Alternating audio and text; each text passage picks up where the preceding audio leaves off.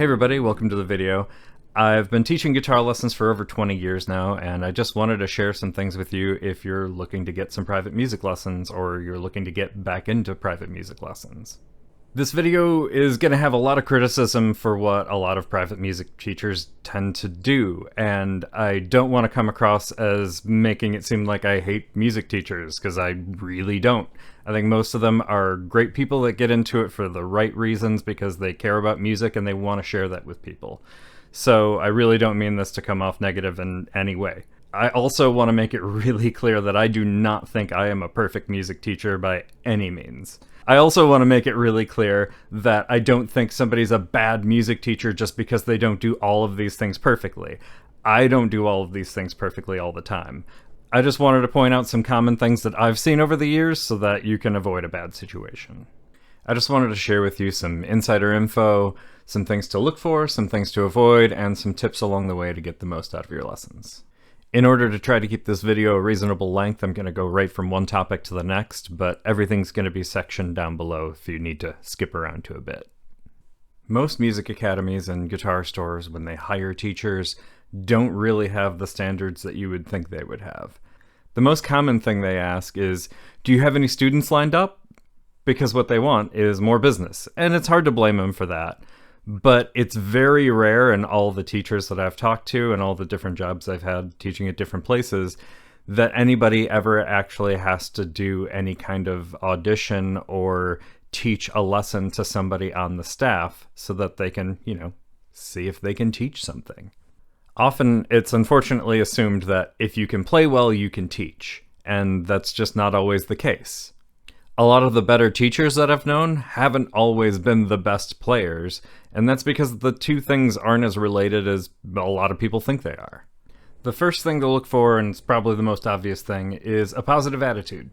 It's called playing guitar for a reason. It should be fun, so if your guitar instructor is making it fun along the way, it just makes everything that much easier. Also, when you hit a part that really challenges you, whether it's a different technique or a song that's really difficult or just an idea that you're having trouble grasping, having somebody that's encouraging and in your corner will help you get through it a whole lot easier than somebody that doesn't really care all that much. It's a really good sign if the instructor pays attention to your interests. If they're asking you what type of music you're into, if there's any guitarists in particular that you really like, what in general you want to get out of it, that's a really good sign. Definitely look out for meaningless credentials. It means absolutely nothing if Made Up Music Academy says that all Made Up Music Academy teachers are certified to be the best teachers in the world by Made Up Music Academy. If it's not something done by a third party that you can search independently, it's meaningless. Oftentimes, in guitar stores, salespeople are also guitar teachers. And that's fine if those roles are separate, but some salespeople see their students as potential customers. If your guitar instructor is pointing out something with your instrument that makes it not playable and not suitable to learn on, that's fine. But if they're constantly trying to sell you on something or get you to upgrade, it's a really big red flag. So this is something that I saw when I was a customer at a shop I wasn't very familiar with. The guy behind the counter gets a phone call and tells the person on the phone, "Oh yeah, we teach everything." So he puts his hand over the phone and yells across the shop to somebody else that worked there and said, "Hey, do we have anybody that teaches banjo?" The guy goes over to a method book, it was like Banjo Method 1, pulls up the book, opens it up and says, "We do now, just gotta be one step ahead of them." So it can be helpful to ask the teacher about their background with the instrument or ask to see them play a little bit. Unfortunately, some musicians have enormous egos and think they're so amazing that everybody should be exactly like them. I've seen people try to start these weird cults of personality where they want all their students to turn into little clones of them, and it's really disturbing, and if you see that, run. Unfortunately, there's a lot of things about your music instructor that you won't know until you've started taking lessons. But once you do, there's definitely some things to look out for early on. You want somebody that uses your time well. And this also goes for somebody that's really nice and just wants to chat because they're a friendly person. If they're eating up all of your lesson time, you're not learning. So look for somebody that respects your time so that you get the most out of your precious lesson time. One thing that I always found kind of odd was when some teachers would start off their lessons with a private concert for the student. It's one thing if the student wants to see what that teacher can do and is asking to see them play, but to make a student sit through 20 or 30 minutes of that instructor playing privately for them is just weird to me. And it seems like a weird use of that student's time. This tip is really obvious, but I've rarely seen people do it consistently. Just do what you can to be prepared. Just having your instrument out and tuned and having your materials out and ready to go can save a lot of minutes every single lesson. If you're not able to practice, just be honest about it. Your teacher will know either way. Admitting it up front will allow you both to move on a whole lot faster than if you pretend that you practiced. There's this bad trope that happens in a lot of movies where a student is in a lesson and the teacher tells them, do this, and the student tries it and does poorly, and then the instructor says, that was terrible, do it again, and that's supposed to be shown as teaching. That's not how it works. If a student doesn't have enough instruction to know how to do something and then fails at it, it's not the student's fault, it's the teacher's.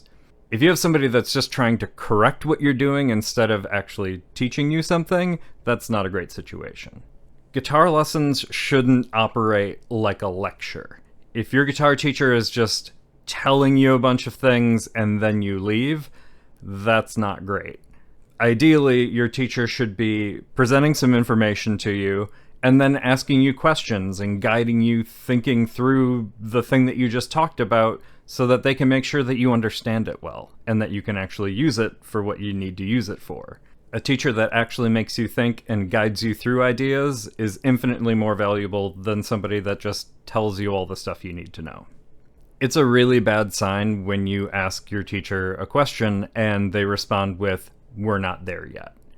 It's fine if you need extra things explained to you before the thing that you asked about will make sense, but your teacher should be able to say, yeah, I'll tell you about that, but we need to discuss this and this first so that my answer will make sense.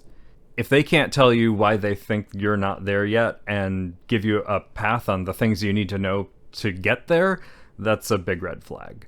There is no secret information. There are no secret techniques. Anybody that's withholding information when you ask them a question isn't working in your best interest. Same thing goes if they say that you have to take more expensive lessons to work on something, or you have to be part of their super secret handshake inside club. If you're already paying them for their time and expertise, they should be freely sharing of their time and expertise. I, no joke, have seen another guitar teacher show a 5-year-old how to play Stairway to Heaven on their first guitar lesson. It was a disaster. That teacher was almost immediately dismissed. It was a nightmare. That kid didn't know anything about Stairway to Heaven. That kid just knew that guitar was cool and they wanted to be able to play.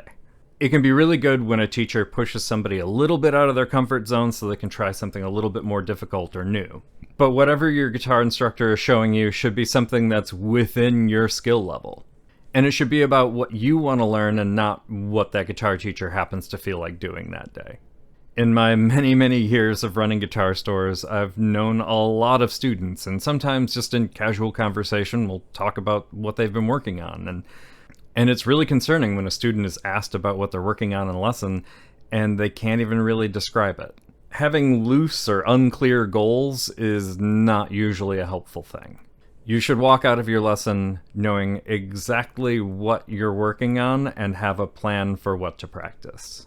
It kind of baffles me that a lot of students will leave a lesson room without any record of what they worked on during that lesson. It doesn't matter if you're writing things down or doing it all digitally, you should have some record of what you've worked on so that you can refer to it later. This might be my most important tip of all: make playlists of the songs that you've worked on. It can give you a really big sense of accomplishment to look back and see all of the songs that you've worked on together in one playlist. It's also really great to be able to practice those songs back to back, just like you would if you were in a band playing a set. And if you end up playing for a really long time, you might end up at the point where you've forgotten more songs than you currently know how to play.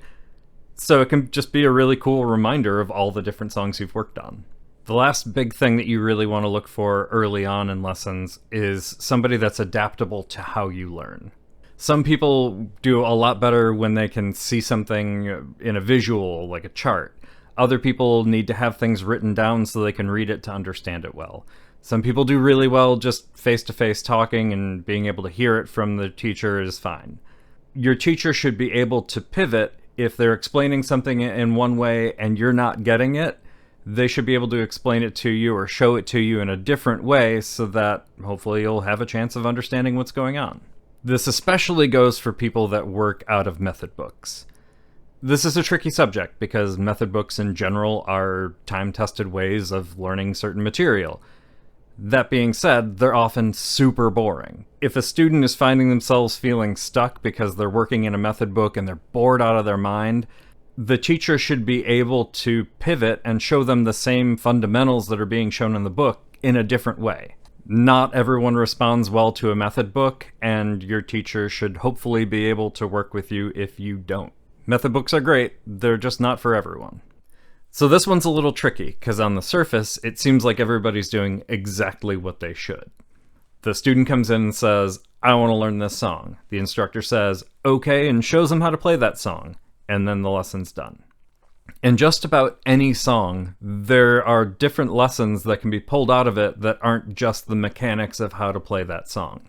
Understanding how the different chords that build that song were all put together and why will help the student understand the theory behind how it was all assembled.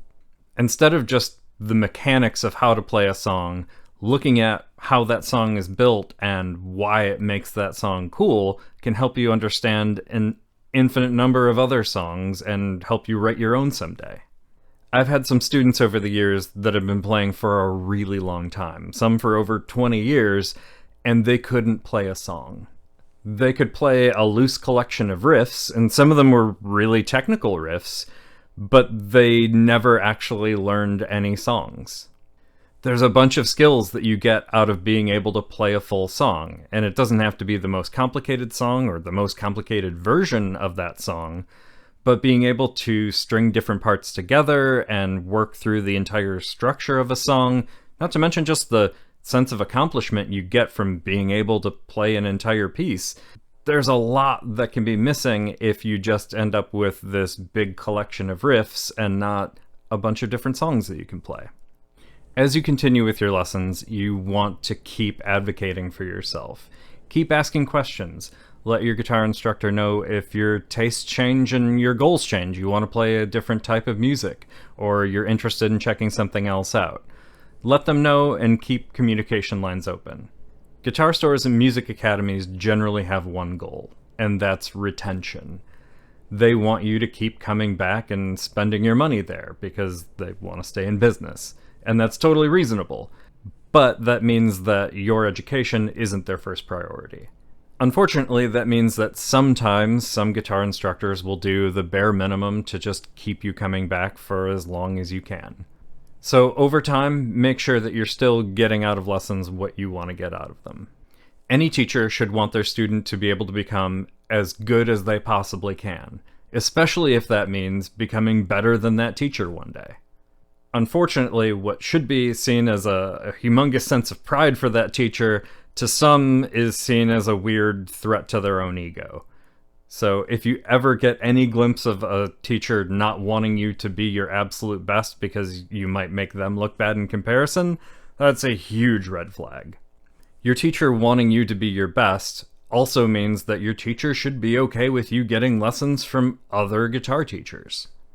Not everybody specializes in the exact same thing, and if there's another guitar teacher, whether it's in the next lesson room or across town or somewhere on the internet, can teach you something that you really want to know that your main guitar teacher doesn't specialize in, your guitar teacher should be totally fine with you learning more so you can be the best that you can be. Thanks for watching. If you like the videos that I make and want to see more, feel free to hit like and subscribe so that YouTube will show you some more of them. And if you really like what I do and you find them really helpful and you want to help support the channel so I can keep making videos like this, please feel free to check out amethystguitars.com. I have a small business where I build guitars by hand and sell them. And I also have a Patreon going, which is much more lesson and guitar gear focused, so feel free to check that out. All the links are down in the description. Thanks for watching, and we'll see you in the next one.